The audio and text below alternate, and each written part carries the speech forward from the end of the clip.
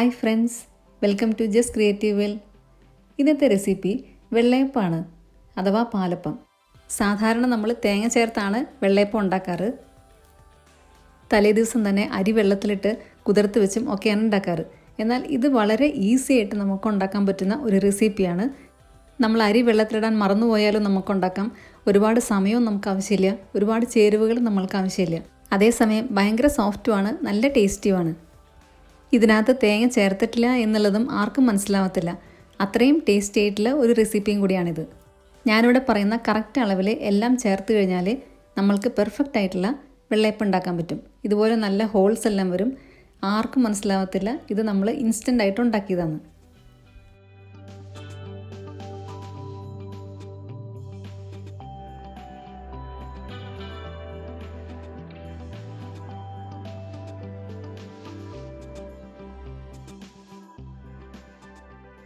ഇതിനകത്തൊരു സ്പെഷ്യൽ ടിപ്പും കൂടെ ഞാൻ പറയുന്നുണ്ട്, ഇത് സോഫ്റ്റ് ആക്കാനായിട്ടുള്ളത്. അപ്പോൾ അതും കൂടെ എല്ലാവരും ഉൾപ്പെടുത്തണം. അപ്പോൾ നമ്മൾക്കിത് എങ്ങനെ ഉണ്ടാക്കുന്നതെന്ന് നോക്കാം. 1.5 കപ്പ് അരിപ്പൊടിയാണ് ഞാൻ എടുത്തിട്ടുള്ളത്. നമ്മൾ പാലപ്പത്തിനും ഇടിയപ്പത്തിനും ഒക്കെ യൂസ് ചെയ്യുന്ന വറുത്ത അരിപ്പൊടി. ഇനി ഇതിനകത്തോട്ട് 1.5 കപ്പ് വെള്ളമാണ് ഒഴിച്ചു കൊടുക്കുന്നത്. നമ്മൾക്ക് ഇതിനേക്കാളും കൂടുതൽ വെള്ളം ആവശ്യം വരും. ആദ്യം 1.5 കപ്പ് വെള്ളം ഒഴിച്ച് നമ്മൾക്കിതൊന്ന് കലക്കിയെടുക്കാം. കട്ടകളൊന്നും ഇല്ലാതെ വേണം നമ്മൾക്ക് കലക്കിയെടുക്കാനായിട്ട്. ഈ ഒരു പാകത്തിൽ വേണം നമ്മൾക്കിത് കിട്ടാനായിട്ട്. ഇനി ഇത് സൈഡിലോട്ട് മാറ്റി വയ്ക്കുക. എന്നിട്ട് നമ്മൾക്ക് ഇതിനാവശ്യമായിട്ടുള്ള കപ്പി കാച്ചാനുണ്ട്. അതിനായിട്ട് 1/2 കപ്പ് അരിപ്പൊടി എടുത്തിട്ടുണ്ട്. ഇതിനകത്തോട്ട് 1/2 കപ്പ് വെള്ളം കൂടെ ഒഴിച്ചു കൊടുക്കണം. ആദ്യം തന്നെ കുറച്ച് വെള്ളം ഒഴിച്ചു കൊടുക്കുക. എന്നിട്ട് ഇത് കട്ടയില്ലാതെ ഒന്ന് ഇളക്കിയെടുക്കുക. അതിനുശേഷം ബാക്കി വെള്ളം കൂടെ ഒഴിച്ചു കൊടുക്കുക. എല്ലാം കൂടെ നന്നായി മിക്സ് ആയതിനു ശേഷം മാത്രം നമ്മൾക്ക് ഫ്ലെയിം ഓൺ ചെയ്യാം. ആദ്യം തന്നെ ഇത് ലോ ഫ്ലെയിമിൽ വേണം വെക്കാനായിട്ട്. ഒരുപാട് ഹൈ ഫ്ലെയിമിൽ വെച്ചാൽ ഇത് കരിഞ്ഞു പോവും. അതുകൊണ്ട് ലോ ഫ്ലെയിമിൽ വെക്കുക. എന്നിട്ടിതൊന്ന് നല്ലപോലെ ഒന്ന് കൈവിടാതെ ഇളക്കിയെടുക്കുക. ഇപ്പം ഞാനിതിവിടെ ഫ്ലെയിം ഓൺ ചെയ്തിട്ടുണ്ട്. കൈവിടാതെ ഇളക്കിക്കൊണ്ടിരിക്കുകയാണ്. ഇത് ചെറിയ ഫ്ലെയിമിലാണ് വെച്ചിരിക്കുന്നത്, തീ കൂട്ടി വെക്കരുത്. ഇപ്പോൾ ഇതിവിടെ ചെറുതായിട്ട് കുറുകി വരുന്നുണ്ട്. ഈ സമയത്തും ലോ ഫ്ലെയിമിൽ തന്നെയാണ് ഇരിക്കുന്നത്, ഫ്ലെയിം കൂട്ടരുത്. ഇപ്പോൾ നമ്മളുടെ ഇത് തിക്കായിട്ട് വരുന്നുണ്ട്. കട്ടകളൊന്നും ഇതിനകത്ത് ഉണ്ടായിട്ടില്ല. കട്ടകൾ വന്നാലും കുഴപ്പമില്ല, കാരണം നമ്മളിത് അരയ്ക്കുമ്പോൾ അതൊക്കെ അങ്ങ് അരഞ്ഞു പൊക്കോളും. ഞാനിവിടെ ഫ്ലെയിം ഓഫ് ചെയ്തു. അടിയിലൊന്നും കരിഞ്ഞു പോയിട്ടില്ല. ഇനി ഇത് നമ്മൾക്ക് ഒരു മിക്സിയുടെ ജാറിനകത്തോട്ട് ഇട്ട് കൊടുക്കണം. അതിനായിട്ട് ആദ്യം തന്നെ നമ്മൾ നേരത്തെ കലക്കി വെച്ച അരിപ്പൊടിയിൽ നിന്ന് പകുതി എടുത്ത് ഒഴിച്ചു കൊടുത്തു. എന്നിട്ട് നമ്മൾ ഈ കപ്പി കാച്ചിയത് ചൂടോടെയാണ് നമ്മൾ ഇതിനകത്തോട്ട് ഇട്ട് കൊടുക്കുന്നത്. അതായത് നമ്മളുടെ ഈസ്റ്റൊക്കെ പൊങ്ങാൻ വേണ്ടിയിട്ടാണ് ഇങ്ങനെ ചെയ്യുന്നത്. ചൂടോടെ തന്നെ ഇട്ട് കൊടുക്കുന്നത്. ഞാനിതിവിടെ പകുതിയാണ് ഇട്ട് കൊടുത്തിട്ടുള്ളത്. നിങ്ങൾക്ക് വേണമെങ്കിൽ ഫുള്ളായിട്ട് ഇട്ട് കൊടുക്കാം. ഞാനിതിവിടെ ചൂടുള്ള കാരണം തെറിക്കേണ്ടെന്ന് വിചാരിച്ച് പകുതി ഇട്ട് കൊടുത്തിട്ടുള്ളൂ. ഇനി ഇതിനകത്തോട്ട് 1 ടേബിൾ സ്പൂൺ പഞ്ചസാര, ആവശ്യത്തിന് ഉപ്പ്, 1 ടീസ്പൂൺ ആക്റ്റീവ് ഈസ്റ്റ് ഇത്ര ഇട്ട് കൊടുക്കുക. ഇനി നമ്മൾക്ക് ഒരു ടിപ്പാണ് ഞാൻ പറയുന്നത്. 1 ടേബിൾ സ്പൂൺ കോക്കനട്ട് ഓയിലാണ് ഒഴിച്ചു കൊടുക്കുന്നത്. ഇത് നമ്മളുടെ അപ്പം നന്നായി സോഫ്റ്റ് ആവാൻ വേണ്ടിയിട്ടാണ് ഇങ്ങനെ ചെയ്യുന്നത്. ഇനി ഇതെല്ലാം കൂടെ നല്ലപോലെ ഒന്ന് അടിച്ചെടുക്കുക. 2 മിനിറ്റ് അടിച്ചാൽ മതി. അപ്പോൾ നമ്മൾ ഈ അരച്ചത് ഇതിനകത്തോട്ട് ഒഴിച്ചു കൊടുത്തിട്ടുണ്ട്. ഇത് ചെറുതായിട്ട് ചൂടുണ്ട്. ഇനി നമ്മൾക്ക് ബാക്കിയുള്ള കപ്പി കാച്ചിയതിനകത്തോട്ട് നമ്മൾ നേരത്തെ കലക്കി വെച്ച ബാക്കി പകുതി മാവും കൂടെ ഒഴിച്ചു കൊടുക്കുക. എന്നിട്ട് ഇതും കൂടെ ഒന്ന് മിക്സ് ചെയ്തെടുക്കുക. എന്നിട്ട് ഇതും കൂടെ മിക്സിയുടെ ജാറിനകത്തോട്ട് ഒഴിച്ചു കൊടുക്കുന്നുണ്ട്. കട്ടി കൂടുതലുണ്ടെങ്കിൽ കുറച്ച് വെള്ളം കൂടെ ഒഴിച്ചു കൊടുക്കുക. എന്നിട്ട് എല്ലാം കൂടെ ഒന്നും കൂടെ ഒന്ന് അടിച്ചെടുക്കുക. നമ്മളിവിടെ വെള്ളം ഒഴിച്ചു കൊടുക്കുന്നത് ഓരോ അരിപ്പൊടിക്കനുസരിച്ചിട്ട് മാറും. അതുകൊണ്ട് അവരവരുടെ അരിപ്പൊടി ഏത് യൂസ് ചെയ്യുന്നു അതനുസരിച്ചിട്ട് വെള്ളം ഒഴിച്ചു കൊടുക്കുക. ഞാനിവിടെ കുറച്ചും കൂടെ വെള്ളം ഒഴിച്ചു കൊടുത്തിട്ടുണ്ട്. ഇപ്പോൾ എല്ലാം നമ്മൾ അടിച്ചെടുത്ത് കഴിഞ്ഞു. ഇനി ഇതെല്ലാം കൂടെ ഒരുമിച്ച് ഒഴിച്ചിട്ട് നല്ലപോലെ ഒന്ന് മിക്സ് ചെയ്തെടുക്കുക. ഇതെല്ലാം കൂടെ വേണമെങ്കിൽ ഒറ്റ ട്രിപ്പിനും വേണമെങ്കിൽ നിങ്ങൾക്ക് ചെയ്യാം.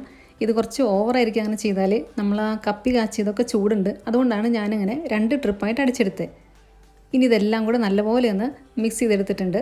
അപ്പോൾ നമ്മളുടെ കോക്കനട്ട് ഓയിൽ ഒഴിച്ചതും എല്ലാം കൂടെ നല്ലപോലെ മിക്സ് ആയിട്ടുണ്ട്. ഇനി ഇത് കുറച്ച് നേരം ഒന്ന് അടച്ചു വെക്കണം. ഇപ്പം നമ്മുടെ മാവ് ചെറിയ ചൂടുണ്ട്, അതായത് നമ്മൾ കപ്പി കാച്ചിയതൊക്കെ ചൂടോടെയാണ് ചേർത്തിട്ടുള്ളത്. അതുകൊണ്ടാണ് ഇതിന് ചെറിയ ചൂടുള്ളത്. ഈ ചെറിയ ചൂടിൽ ഈസ്റ്റ് പെട്ടെന്ന് അങ്ങ് പൊങ്ങി വരും. ഇപ്പോൾ ഇതെല്ലാം നന്നായി മിക്സായി കഴിഞ്ഞു. ഞാനിതിവിടെ നിന്ന് അടച്ചു വെക്കുകയാണ്. ഇനി ഒരു അരമണിക്കൂർ കഴിഞ്ഞിട്ട് നമ്മൾക്കൊന്ന് തുറന്നു നോക്കാം. ഇപ്പോൾ ഓൾമോസ്റ്റ് അരമണിക്കൂറായിട്ടുണ്ട്. നമ്മുടെ മാവ് നല്ലപോലെ ഇത് പൊങ്ങി വന്നിട്ടുണ്ട്. നമ്മൾ ചൂടോടെ തന്നെ കപ്പി കാച്ചിയതൊക്കെ ഒഴിച്ച കാരണമാണ് ഇങ്ങനെ പൊങ്ങി വന്നത്. ഇതൊരുപാട് തണുപ്പുള്ള പ്ലേസ് ആണെങ്കിൽ ചെറിയ ചൂടുള്ള സ്ഥലത്തൊന്ന് വയ്ക്കാൻ ശ്രദ്ധിക്കുക. അല്ലെങ്കിൽ ഒരു ചൂടുവെള്ളം ഇതിൻ്റെ മുകളിലോട്ടൊന്ന് കയറ്റി വയ്ക്കുക. ഞാനിപ്പോൾ ഇതൊന്നും ചെയ്തിട്ടില്ല, അല്ലാതെ തന്നെ ഇത് നല്ലപോലെ പൊങ്ങി വന്നിട്ടുണ്ട്.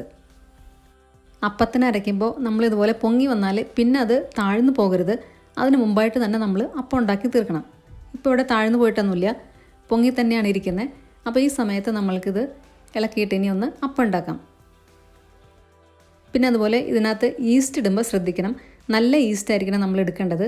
ഒരുപാട് പഴകിയ ഈസ്റ്റ് എടുക്കരുത്, പുതിയ ഈസ്റ്റ് തന്നെ യൂസ് ചെയ്യുക. ഞാനിവിടെ ആക്റ്റീവ് ഈസ്റ്റാണ് എടുത്തിട്ടുള്ളത്. അതുപോലെ തന്നെ യൂസ് ചെയ്താൽ ഇതേപോലെ പൊങ്ങി വരും. ഇനി നമ്മൾ അപ്പം ഉണ്ടാക്കാനായിട്ട് ഞാൻ അപ്പച്ചട്ടി വെച്ചിട്ടുണ്ട്. ഞാനിവിടെ നോൺ സ്റ്റിക്കാണ് എടുത്തിട്ടുള്ളത്. നിങ്ങളുടെ കയ്യിൽ ഇരുമ്പിൻ്റെ ചട്ടിയാണെങ്കിൽ അതിൽ ചെറുതായിട്ടൊന്ന് എണ്ണ തേച്ച് കൊടുക്കേണ്ടി വരും. ഇനി ഇത് ചുറ്റിക്കുമ്പോൾ ഒരു പ്രാവശ്യം മാത്രം ചുറ്റിക്കുക. ഒരുപാട് പ്രാവശ്യം ചുറ്റിച്ചാൽ നമ്മളുടെ ഹോൾസ് വരുന്നത് കറക്റ്റായിട്ട് വരത്തില്ല. പിന്നെ നമ്മളോട് ഒഴിച്ചു കൊടുക്കുമ്പോൾ ചട്ടി നന്നായിട്ട് ചൂടായിട്ടുണ്ടായിരിക്കണം. ഒരുപാട് ഓവർ ആവരുത്, അതേപോലെ തന്നെ തീരെ ചൂടില്ലാതെയും വരരുത്. കറക്റ്റായാൽ മാത്രമേ ഇതുപോലെ വരത്തുള്ളൂ. ഇനി ഇത് അടച്ച് വയ്ക്കുക. അടച്ച് വയ്ക്കുമ്പോൾ ഫ്ലെയിം കുറച്ചൊന്ന് ചെറുതാക്കി വയ്ക്കുക. ഇപ്പോൾ നമ്മളുടെ അപ്പം ഏതാണ്ട് റെഡി ആയിട്ടുണ്ട്. ഇതിൻ്റെ സൈഡിൽ നിന്നെല്ലാം വിട്ട് വന്നിട്ടുണ്ട്. ഇനി നമ്മൾക്കിത് ഒരു പ്ലേറ്റിലോട്ട് മാറ്റാം.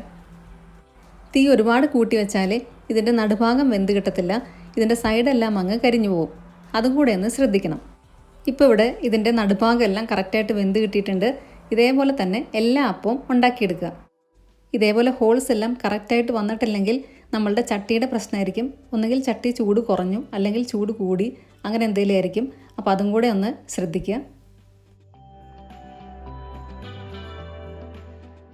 ഇതിൻ്റെ കൂടെ മുട്ടക്കറിയോ മട്ടൻ സ്റ്റൂവോ ചിക്കൻ സ്റ്റൂവോ എന്ത് വേണമെങ്കിലും നമ്മൾക്ക് എടുക്കാം. ഞാനിവിടെ മട്ടൻ സ്റ്റൂ ആണ് ഉണ്ടാക്കിയിട്ടുള്ളത്. അതിൻ്റെ ലിങ്കും കൂടെ ഞാനിവിടെ ഡിസ്ക്രിപ്ഷൻ ബോക്സിൽ ഷെയർ ചെയ്യാം. ഇപ്പോൾ ഇതിൻ്റെ സൈഡെല്ലാം നന്നായി മുരിഞ്ഞ് വന്നിട്ടുണ്ട്. ഇതേപോലെ തന്നെ എല്ലാ അപ്പവും ഞാനിവിടെ ഉണ്ടാക്കിയെടുത്തിട്ടുണ്ട്.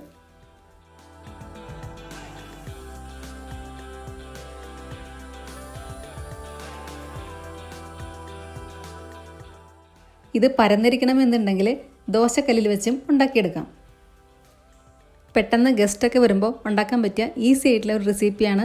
നമ്മൾക്ക് അരി വെള്ളത്തിലിടേണ്ട ആവശ്യമൊന്നുമില്ല. അതുകൊണ്ട് എല്ലാവരും ഇതൊന്ന് ട്രൈ ചെയ്ത് നോക്കണം. ഈ ഒരളവിൽ ഞാനിവിടെ 12 അപ്പമാണ് ഉണ്ടാക്കിയെടുത്തിട്ടുള്ളത്. അപ്പോൾ നിങ്ങൾക്ക് കൂടുതൽ വേണമെന്നുണ്ടെങ്കിൽ അതേപോലെ തന്നെ ഇൻഗ്രീഡിയൻസും കൂട്ടുക.